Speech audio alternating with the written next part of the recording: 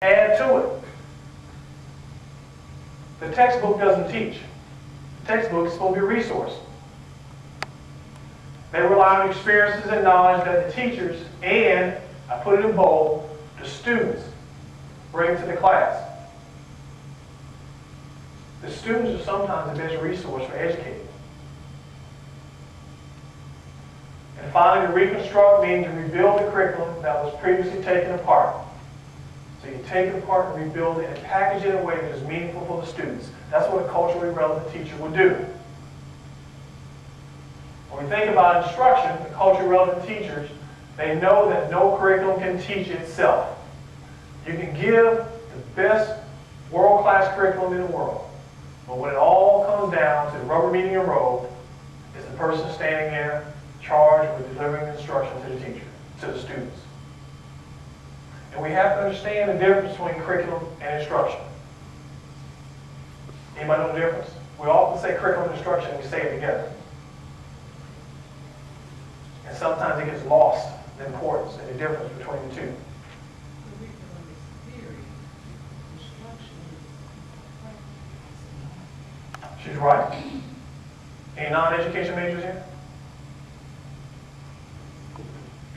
I want to make it very simple then to non-layman terms. Curriculum is the what, instruction is the how. Curriculum is what you're going to deliver. Instruction is how you deliver it. Two totally different things, but they're supportive and connected if they're done properly. The culturally relevant teacher understands that some of the pedagogical strategies that make teaching easier or more convenient for them may be exactly the kind of instruction they should avoid. Ability tracking and grouping is one of them. And then we can also take some of those things that we know are good things to do, cooperative learning. But if they're poorly implemented, they're also ineffective also. And we have a lot of that. And what I'm going to say here is not just a Richmond County issue. But you can walk around classrooms and schools and see people put desks together in a group. And they label it cooperative learning. I kid you not. Oh, the desks are touching, so we got cooperative learning. Poorly implemented, it is ineffective. My personal thoughts. Education is a civil rights issue. Education is a great equalizer for opportunity. Our resources are often poorly provided for education. The Department of Corrections said they will spend anywhere from $42 to $50 a day for prison, for an inmate, which amounts to about $15,000 to $17,000 per year. If you want to put a soldier in a uniform to go fight in Afghanistan or Iraq, a full body armor, weapon, knee pads, the whole thing. Washington Post said it came out to $17,500 to send somebody over somewhere else where they hope they're able to come back. They also said the average household of 4, it cost them $20,000 this year to fund the war. Now some of you say, well, I don't feel like I lost $20,000. Remember that deficit they keep talking about? It's like we keep charging money against something that we don't have. That may be why you didn't see that $20,000 out of your pocket. But guess what? We're going to pay it off at some point. Now anybody know how much we spend an educated student in a year?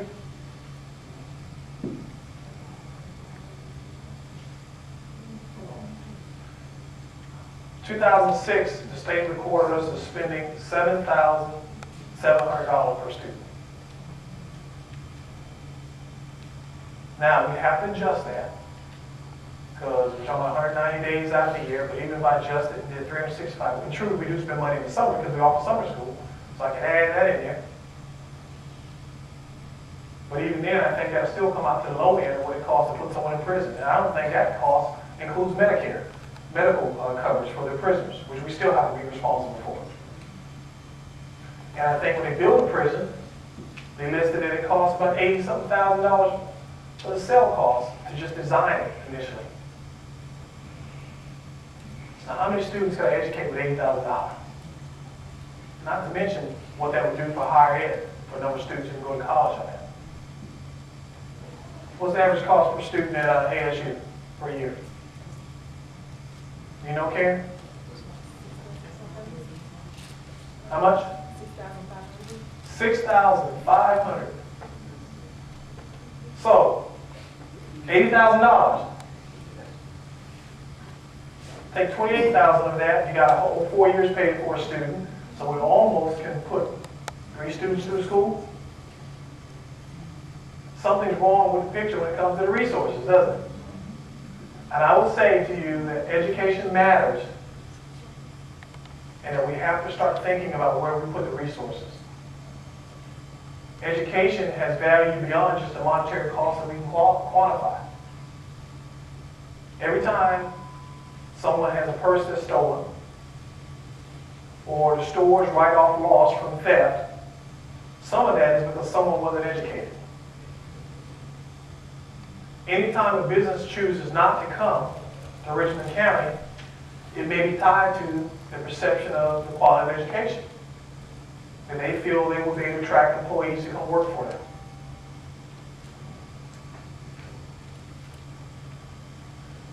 Now, Martin Luther King, in his junior year at Morehouse, at some point in his junior year, they don't know the exact date, wrote an essay about the purpose of education. And this is just an excerpt, so it was actually longer than this.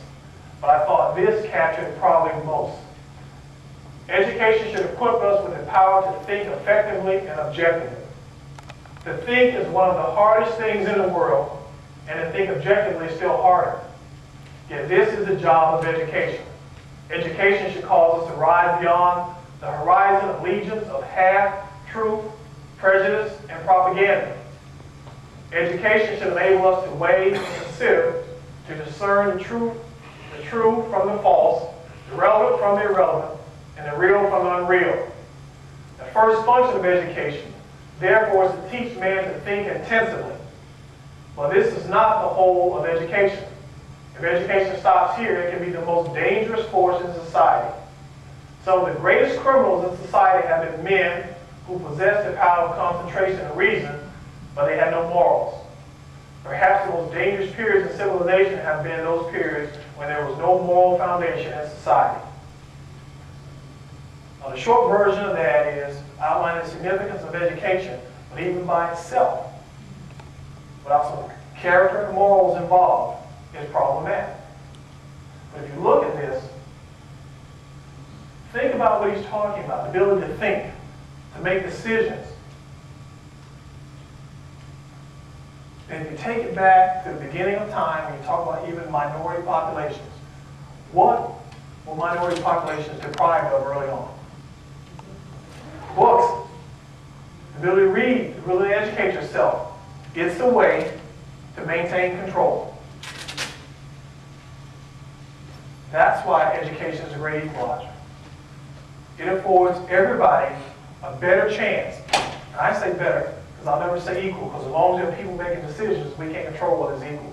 But a better chance of having the same opportunity in life.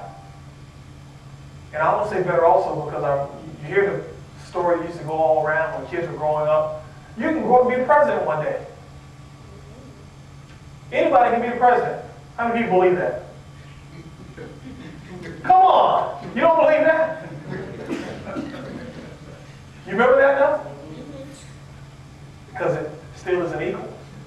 But you will have a better chance if you're educated. I don't think we're ever going to put someone in the White House who's not educated. But you're right. Because we know money becomes a factor now. It's almost like a popularity contest to a certain extent. But you can't even be considered for it if you're not educated.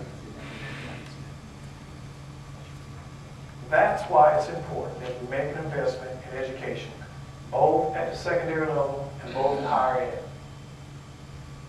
It is one of the pillars of society that will improve the quality of life for everybody in Richmond County. The better Richmond County Schools performs, I will promise you the better the CSRA will do. Being the largest school district in the region, being the 4th largest employer in the region, we have the capacity to help make or break the quality of life in Richmond County.